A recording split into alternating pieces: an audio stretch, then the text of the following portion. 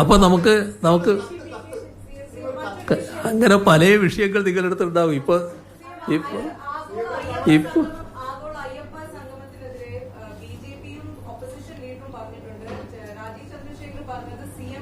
ശബരിമലയ്ക്ക് വേണ്ടി അപ്പോളജൈസ് ചെയ്യാതെ അന്ന് നടന്ന കേസസ് പിൻവലിക്കാതെ ഇത് നടത്താൻ സമ്മതിക്കില്ല എന്നും ഓപ്പോസിഷൻ ലീഡറും പറഞ്ഞു. മെജോറിറ്റി അപ്പീസ്മെന്റ് ആണ് CPM ഇതുകൊണ്ട് ഉദ്ദേശിക്കുന്നത്. ഇപ്പൊ ന്യൂനപക്ഷ പ്രകടനം പോയി മെജോറിറ്റി പ്രകടനമായോ? എന്തൊക്കെ കാര്യങ്ങളാണ് നമ്മുടെ നാട്ടിൽ നടക്കുന്നത്. നമ്മൾ കാണേണ്ടത് ഇതിൽ നിന്നെല്ലാം വ്യത്യസ്തമായാണ്. ഈ ശബരിമല എന്നത് നമ്മുടെ നാടിന് മാത്രമല്ല രാജ്യത്തിന് തന്നെ മാതൃകയായിട്ടുള്ള ഒരു ആരാധനാ സ്ഥലമാണ്. അത് ജാതിമത ഭേദ ചിന്തകൾക്ക് അതീതമായിട്ടുള്ളൊരു സ്ഥലമാണ്.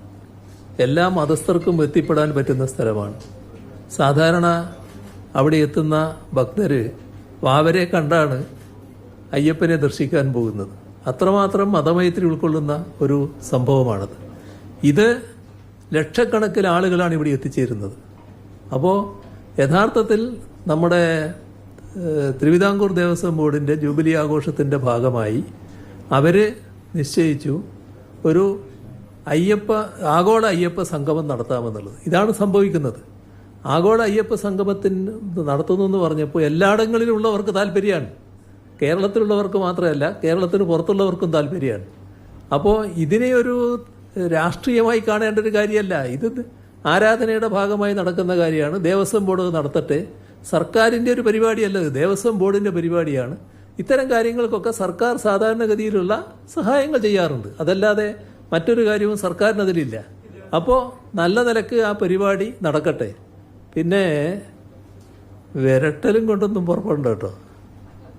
അതുകൊണ്ടൊന്നും പരിപാടി നടക്കാതിരിക്കില്ലല്ലോ. ഇത് രാജീവ് ചന്ദ്രശേഖറിന് കേരളത്തിൻ്റെ ഒരു ശരിയായ നില അറിയാത്ത ഒരാളാണ്. അതുകൊണ്ടായിരിക്കും അങ്ങനെയൊരു വിരട്ടുന്ന രീതിയിലൊക്കെ വർത്തമാനം പറഞ്ഞതെന്നാണ് തോന്നുന്നത്. ഇനി നേരത്തെ പറഞ്ഞ ഒരു കേസുകളുടെ കാര്യം പറഞ്ഞല്ലോ. ആ കേസുകളുടെ കാര്യത്തിൽ നേരത്തെ ഞങ്ങളൊരു തീരുമാനം എടുത്തതാണല്ലോ. അതായത് ഇവരുടെ എല്ലാം നിവേദനത്തിൻ്റെ അടിസ്ഥാനത്തിൽ തന്നെയാണ് തീരുമാനമെടുത്തത്. അത്തരം കേസുകൾ പിൻവലിക്കുക എന്നത് ഈ അക്രമ സംഭവങ്ങൾ ഒഴികെയുള്ള കേസുകളെല്ലാം പിൻവലിക്കുന്ന നിലപാടെടുത്തല്ലോ. അത് തീരുമാനമായതാണ് എല്ലാ കാര്യത്തിലും. ഒന്നും ബാക്കി നിൽക്കുന്ന കാര്യമല്ല. അപ്പോൾ ഈ കാര്യത്തിൽ നമുക്ക് അയ്യപ്പ സംഗമം നടക്കട്ടെ. ഭക്തരായിട്ടുള്ളവർ, അയ്യപ്പൻ്റെ ആളുകൾ, അയ്യപ്പനെ നല്ല നിലക്ക് കാണുന്നവർ എല്ലാവരും അവിടെ എത്തിച്ചേരട്ടെ. നമുക്ക് ആവശ്യമായ സഹായവും പിന്തുണയും അതിന് നൽകാം. ബാക്കി കാര്യമൊക്കെ പിന്നെ പറയാം. ഇപ്പൊ തൽക്കാലം നിർത്താം.